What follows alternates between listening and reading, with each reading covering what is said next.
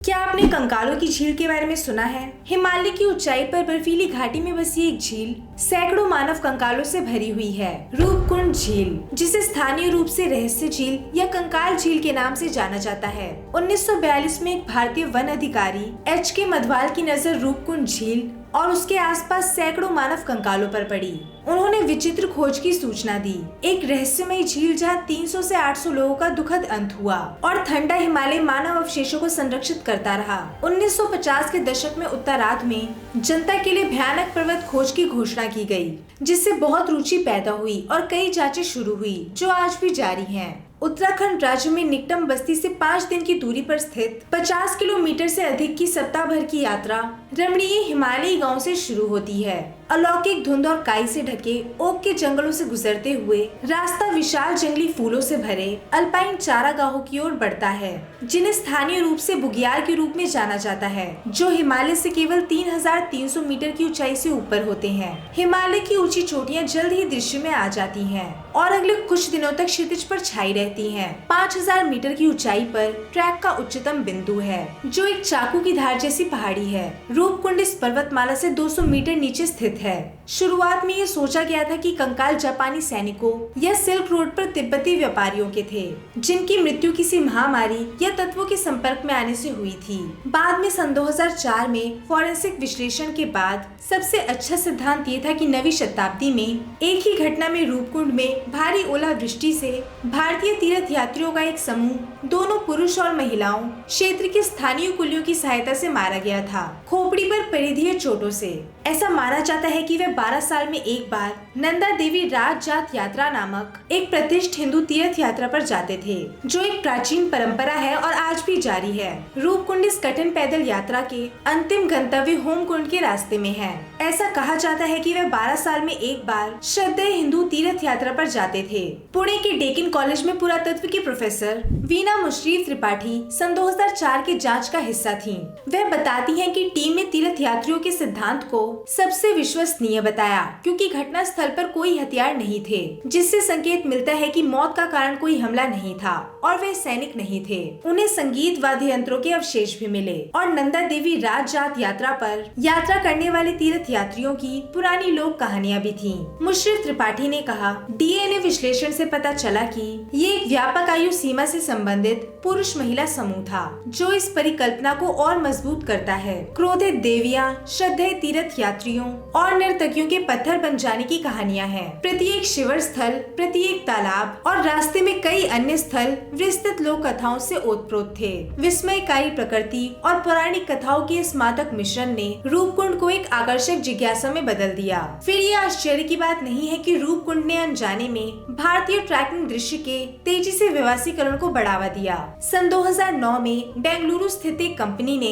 रूपकुंड के लिए किफायती समूह ट्रैक लॉन्च किया, जिसे ऑनलाइन बुक किया जा सकता था। भारत में आईटी बूम के कारण प्रयोज्य आय में वृद्धि हुई थी, जो भारतीय हिमालय की नई सुलभ ढलानों के साथ मेल खाती थी, जो उस समय तक ज्यादातर हार्डी अल्पाइन प्रकारों द्वारा ही खोजी गई थी। जैसा कि अनुमान था, भारतीय ट्रैकर्स कठिन लेकिन बेहद फायदेमंद रूपकुंड ट्रैक में महारत हासिल करने के लिए उमड़ पड़े। इस सफलता के बाद देश भर में इसी तरह की कंपनियां उभरी, जिन्होंने बढ़ती मांग को पूरा करने के लिए हिमालय में और अधिक ट्रैक को लोकप्रिय बनाया। बाद में सोशल मीडिया के उदय से काफी बढ़ावा मिला। दुर्भाग्य से इस व्यवसायीकरण का नकारात्मक पक्ष हिमालय में बहुत अधिक पर्यावरणीय गिरावट है। आज वही रूपकुंड ट्रैक, जिसने भारतीयों को पहले की तरह पहाड़ी ढलानों पर पहुंचाया था, अब बहुशोषित पारिस्थितिक रूप से नाजुक बुग्यालों में शिविर लगाने पर सरकारी प्रतिबंध के कारण दुर्गम है। सन 2010 में पहले प्राचीन मानव जीनोम को अनुक्रमित किया गया, जिसने हमारे अतीत का अध्ययन करने के तरीके में तेजी से क्रांति ला दी। जल्द ही रूपकुंड रहस्य एक बार फिर से जीवित हो गया।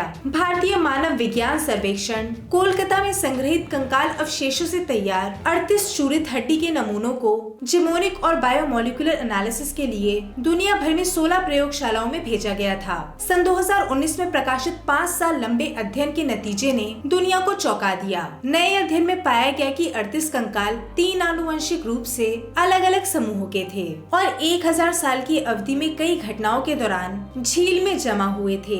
अनुमान एक दक्षिण एशियाई समूह था जिसकी हड्डियां 7वीं और 10वीं शताब्दी के बीच कई घटनाओं में जमा की गई थीं। टीम को क्रेते द्वीप में रहने वाले पूर्वी भूमध्य सागरीय वंश के व्यक्तियों का एक नया समूह भी मिला जिनकी 19वीं शताब्दी में एक ही घटना में मृत्यु हो गई थी और एक नमूना ऐसा था जो दक्षिण पूर्व एशियाई मूल का था, वह भी 19वीं सदी का। इस असामान्य खोज से आश्चर्यचकित होकर टीम ने ये देखने के लिए आहार विश्लेषण किया कि क्या ये डीएनए एनालिसिस के परिणामों का समर्थन करता है, और ऐसा ही हुआ। मैक्स प्लैंक इंस्टीट्यूट की आयुषी नायक ने कहा, रूपकुंड जैसी साइट पर जहाँ संदर्भ बेहद गड़बड़ है और पूर्ण पैमाने पर खुदाई की संभावनाएं कम है, एडीएनए प्राचीन डीएनए का उपयोग हमें इन व्यक्तियों की आनुवंशिक वंशावली के बारे में सीधी जानकारी प्रदान करता है। मानव इतिहास के विज्ञान के लिए हमारा सन 2019 का पेपर विभिन्न जैव आणविक तरीकों के माध्यम से नए प्रकार के डेटा को जोड़ने में सक्षम था। रूपकुंड झील पर गैर भारतीय मूल के समूहों की मौजूदगी की ओर इशारा करने वाले नए सबूत एक झटका थे, क्योंकि ये समझाने के लिए कोई ऐतिहासिक सबूत नहीं है कि ये लोग कौन थे और हिमालय के सुदूर इलाकों में क्या कर रहे थे। व्यक्तियों के उस समूह के बारे में प्रश्न बने हुए हैं जो आधुनिक समय के पूर्वी भूमध्य सागरीय लोगों के वंश से निकटम मेल खाते थे।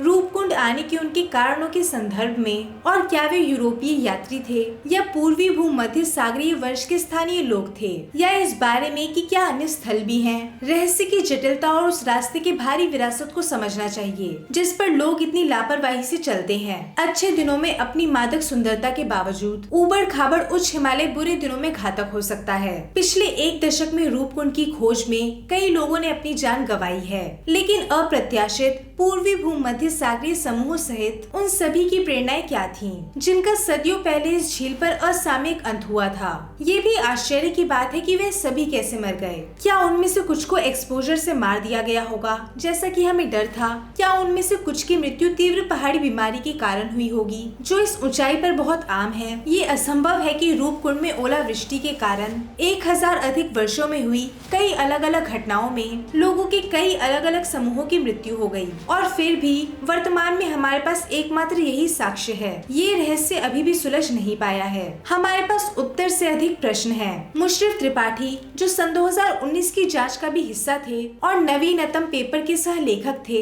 उनका कहना है ओलावृष्टि से संबंधित आघात के साथ मुश्किल से 6 से 7 खोपड़ियां हैं। मेरे अनुसार रहस्य बिल्कुल भी नहीं सुलझा है। हमारे पास उत्तर से अधिक प्रश्न है। ये साइट अत्यधिक अशांत और असंरक्षित बनी हुई है। वर्षों से कंकालों को ट्रैकर्स द्वारा इधर उधर ले जाया जाता रहा है और यहाँ तक कि स्मृति चिन्ह के रूप में घर भी ले जाया गया है, जिससे विज्ञान में संभावित प्रगति के बावजूद भविष्य में सटीक उत्तर ढूंढना एक चुनौती बन गया है। सन 2019 के अध्ययन की विसंगतिपूर्ण अंतर्दृष्टि ने स्पष्ट रूप से बहुत अधिक हलचल पैदा कर दी थी, लेकिन अधिक महत्वपूर्ण विचार ये है कि यदि सैकड़ों शवों में से सिर्फ 48 नमूनों के एनालिसिस से ऐसा कर्वबॉल सामने आया, तो बर्फीली कब्र में और कौन से आश्चर्य दफन है, जबकि लोग हैरानी और आश्चर्य में अपना सर खुजलाते हैं। झील पर कंकाल लगातार भ्रमित करते रहते हैं। रूपकुंड का अपना रहस्य बरकरार है। आपको ये जानकारी कैसी लगी हमें कमेंट सेक्शन में अवश्य बताएं। ऐसी और जानकारी के लिए चैनल को सब्सक्राइब करें।